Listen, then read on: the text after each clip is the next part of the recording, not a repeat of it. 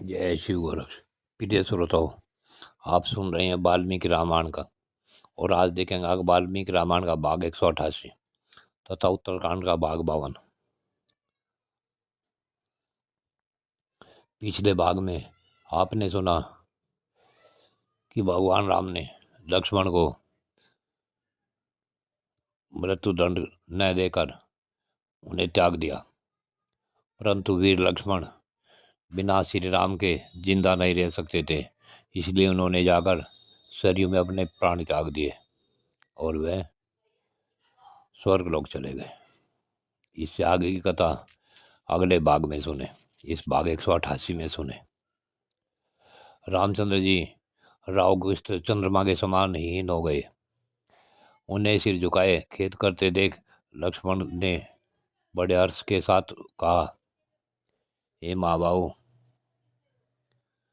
आपको मेरे लिए संताप नहीं करना चाहिए, क्योंकि पूर्व जन्म के कर्मों से बंधी हुई काल की भांति गति कौन ऐसी ही है। आप निश्चिंत होकर मेरा वध कर डाले और ऐसा करके अपनी प्रतिज्ञा का पालन करें। हे श्री राम, प्रतिज्ञा भंग करने वाले मनुष्य नरक में पड़ते हैं। महाराज, यदि आपका मुझ पर प्रेम है और यदि आप मुझे कृपा पात्र समझते हैं तो निशंक होकर मुझे प्राण दंड दें। रघुनंदन, आप अपने धर्म की वृद्धि करें। लक्ष्मण के ऐसा कहने पर श्री राम की इंद्रिया चंचल हो उठी। वे धैर्य से विचलित से हो गए और मंत्रियों तथा पुरोहित जी को बुलाकर उन सब के बीच में वह सारा वृत्तांत बताने लगे। श्री रघुनाथ जी ने दुर्वासा के आगमन और तापस रूपधारी काल के समक्ष की हुई प्रतिज्ञा की बात भी बताई। यह सुनकर सब मंत्री और उपाध्याय चुपचाप बैठे रहे, कोई कुछ बोल न सका। तब माँ तेजस्वी वशिष्ठ जी ने यह बात कही, हे मावो, माया सस्वी श्री राम, इस समय जो रोंगटे खड़े कर देने वाला विकट विनाश कर जाने वाला है। तुम्हारे साथ ही बहुत से प्राणियों का जो साकेत गमन होने वाला है और लक्ष्मण के साथ जो वियोग हो रहा है, यह सब मैंने तपोबल से के द्वारा पहले ही देख लिया है। काल बड़ा प्रबल है। तुम लक्ष्मण का परित्याग कर दो, प्रतिज्ञा झूठी न करो, क्योंकि प्रतिज्ञा के नष्ट होने पर धर्म का लोप हो जाएगा।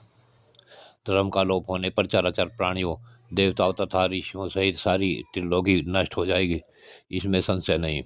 अतः पुरुष सिंह, तुम त्रिभुवन की रक्षा पर दृष्टि रखते हुए लक्ष्मण को त्याग दो और उनके बिना अब धर्मपूर्वक स्थित रहकर संपूर्ण जगत को स्वस्थ एवं सुखी बनाओ। वहां एकत्र हुए मंत्री, पुरोहित आदि सब सभासदों की उस सभा के बीच वशिष्ठ मुनि की कही बात सुनकर श्री राम ने लक्ष्मण से कहा, सुमित्र नंदन, मैं तुम्हारा परित्याग करता हूँ, जिससे धर्म का लोप न हो। साधु पुरुषों का त्याग किया जाए अथवा वध, दोनों समान ही है। श्री राम के इतना कहते ही लक्ष्मण के नेत्रों में आंसू भर आए। वे तुरंत वहां से चल दिए, अपने घर तक नहीं गए। सरयू के किनारे जाकर उन्होंने आचमन किया और हाथ जोड़कर संपूर्ण इंद्रियों को वश में करके प्राणवायु को रोक दिया।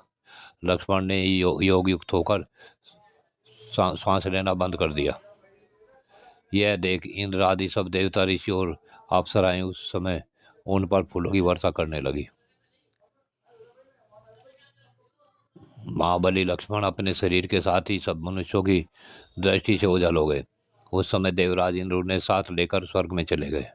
भगवान विष्णु के चतुर्थ अंश लक्ष्मण को आया देख सभी देवता हर्ष से भर गए और उन सब ने प्रसन्नतापूर्वक लक्ष्मण की पूजा की। लक्ष्मण का त्याग करके श्री राम दुख शोक में मग्न हो गए तथा पुरोहित, मंत्री और महाजनों से इस प्रकार बोले, आज मैं अयोध्या के राज पर धर्म वत्सल वीर भाई भरत का राजा के पद पर अभिषेक करूंगा। उसके बाद वन को चला जाऊंगा। शीघ्र ही तय सामग्री जुटा कर ले आओ। अब अधिक समय नहीं बोलना चाहिए। मैं आज ही लक्ष्मण के पद का अनुसरण करूंगा। श्री रामचंद्र जी ये बात सुनकर प्रजावर्ग के सभी लोग धरती पर माथा टेक कर पड़ गए और प्राणहीन से हो गए।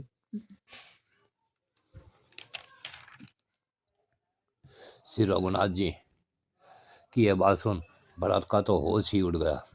वे राज की निंदा करने लगे। इस प्रकार बोले, राजन रघुनंदन, मैं सत्य की शपथ खाकर कहता हूँ कि आपके बिना मुझे राज नहीं चाहिए, स्वर्ग का भोग भी नहीं चाहिए। ये भैया श्री राम, हे राजन, आप इन कुश और लव का राज्याभिषेक कीजिए। दक्षिण कौशल में कुश को और उत्तर कौशल में लव को राजा बनाइए। तेज चलने वाले दूत शीघ्र ही शत्रुघ्न के पास भी जाएं और उन्हें हम लोगों की इस महायात्रा का वृत्तांत सुनाए। इसमें विलंब नहीं होना चाहिए। भरत की बात सुन पूर्ववासियों को नीचे मुख किए दुख से संतप्त होते देख महर्षि वशिष्ठ ने कहा, वत्स श्री राम, पृथ्वी पर पड़े हुए इन प्रजाजनों की ओर देखो। इनका अभिप्राय जानकर इसी के अनुसार कार्य करो। इनकी इच्छा के विपरीत करके इस बेचारों का दिल न दुखाओ।